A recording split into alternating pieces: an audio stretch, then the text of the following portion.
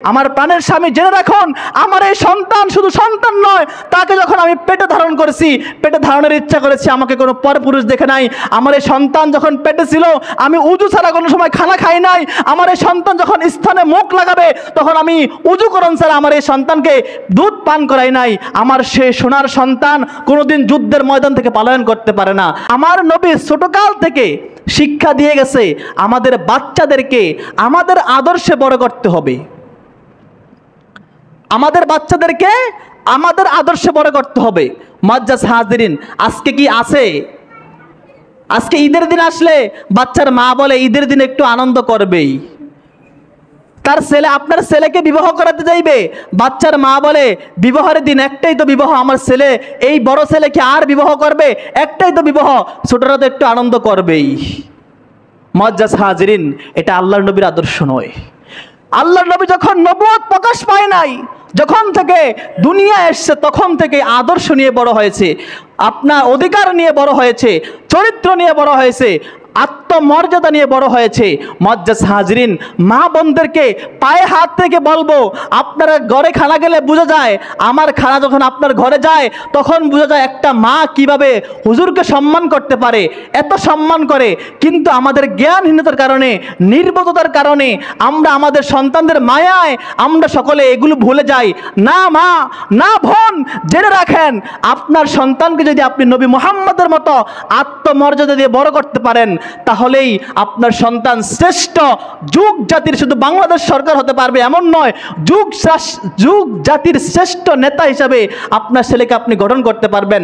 আফগানিস্তান যখন সোভিয়েত ইউনিয়নের সাথে লড়ে, আপনার দারুল উলুম দেওবন্দের মুহতামিম কারি তৈয়ব সাহেব লেখছে তার লেখনির মধ্যে, যে যখন সোভিয়েত ইউনিয়নের সাথে আফগানিস্তান লড়াই করে, তখন আফগানিস্তানের আপনার যে রাজা ছিল, যে বাদশাহ ছিল, তিনি আপনার প্রধান সেনাপতি হিসাবে কাকে নিয়োগ দিবে?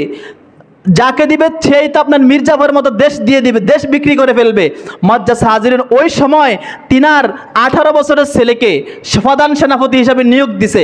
মুআজ্জাজ হাজিরিন, গোয়েন্দার মাধ্যমে সবাই খবর দিচ্ছে আপনার ছেলে পালিয়ে গেছে, আপনার ছেলেকে হটিয়ে ফেলছে, সোভিয়েত ইউনিয়ন আপনার ছেলেকে শেষ করে ফেলছে। মুআজ্জাজ হাজিরিন, তিনি এই গোয়েন্দা মাধ্যমে, নিজের আপন গোয়েন্দার মাধ্যমে সঠিক খবর পেয়ে ঘরের কাছে এসে স্ত্রীর সাথে যখন আপনার মুখ কালো করে বসে রয়েছে, স্ত্রী জিজ্ঞেস করছে, প্রাণের স্বামী আপনার কি হয়েছে? তিনি বলছেন, তুই আর তোর ছেলে আমার সব শেষ করছে। মুআজ্জাজ হাজিরিন, তখন স্ত্রী বলে যে কি শেষ করছে বলেন না একটু। মুআজ্জাজ হাজিরিন, ওই সময় উনি খুব রাগান্বিত হয়ে বলছে, তোর সাথে কথা বলার অধিকার আমার নেই। অনেক অনুনয় বিনয়, অনেক কাগতি মিনতি করে স্ত্রী জানতে পেরেছে কি হয়েছে। বলছে যে তোর ছেলে, তুই যেমন বিদু, তোর ছেলেও এরকম বিদুতার প্রকাশ করে আমার যুদ্ধের রণাঙ্গন থেকে এত বিশ্বাসতার সাথে প্রধান সেনাপতি বানিয়েছি, সে ওখান থেকে পলায়ন করেছে। মুআজ্জাজ হাজিরিন, তখন আফগানিস্তানের সেই প্রেসিডেন্টের স্ত্রী বলছে, জীবনও নয়, কোরআনে হাত দিয়ে বলতে পারি, আল্লাহর ইজ্জতের কসম করে বলতে পারি, যুদ্ধের রণাঙ্গনে আমার ছেলে টুকরা টুকরা হবে, এক একটা অঙ্গ করে বিলীন করবে আল্লাহর জন্য, দিনের জন্য, দেশের জন্য, কিন্তু আমার ছেলে যুদ্ধের রণাঙ্গন থেকে পালাতে পারে না। অনেক ইতিহাস। তারপরে 15 দিন পরে আপনার যুদ্ধের বিজয়ী পতাকা নিয়ে যখন আসতেছে, তখন আফগানিস্তানের সরকার পালাতে শুরু করলো। তিনি ভাবছিল যে সোভিয়েত ইউনিয়ন তাকে আক্রমণ করতে আসছে বিজয়ী পতাকা নিয়ে, তারা বিজয় হয়েছে। কিন্তু মুআজ্জাজ হাজিরিন, দেখতে দেখা গেল তিনার ছেলেই যুদ্ধের বিজয়ী পতাকা নিয়ে বাবার সামনে আসছে।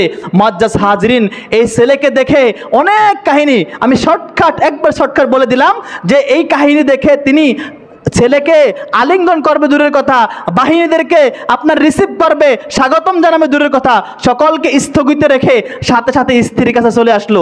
তুমি কিভাবে বললা, তুমি আমার ঘরে এত বড় আল্লাহর ওলি কিভাবে হইলা? তোমার ছেলে যুদ্ধে বিজয় ছিনিয়ে আনবে, না হয় শহীদ হবে, কাফুরের মতো পালাবে না, তুমি এটা কিভাবে বুঝলা? তখন উনি বলছে, আমার প্রাণের স্বামী জেনে রাখুন, আমার এই সন্তান শুধু সন্তান নয়, তাকে যখন আমি পেটে ধারণ করেছি, পেটে ধারণের ইচ্ছা করেছি, আমাকে কোনো পরপুরুষ দেখে নাই। আমার এই সন্তান যখন পেটে ছিল, আমি উজু ছাড়া কোনো সময় খানা খাই নাই। আমার এই সন্তান যখন স্থানে মুখ লাগাবে, তখন আমি উজুকরণ ছাড়া আমার এই সন্তানকে দুধ পান করাই নাই। আমার সে সোনার সন্তান কোনোদিন যুদ্ধের ময়দান থেকে পলায়ন করতে পারে না। আফগানিস্তানে সোভিয়েত ইউনিয়নের সাথে বিজয় হওয়ার মূল কারণ ছিল নারীদের কারণে যুবকরা ইসলামের তরে জীবন বিলীন করে দিয়েছে।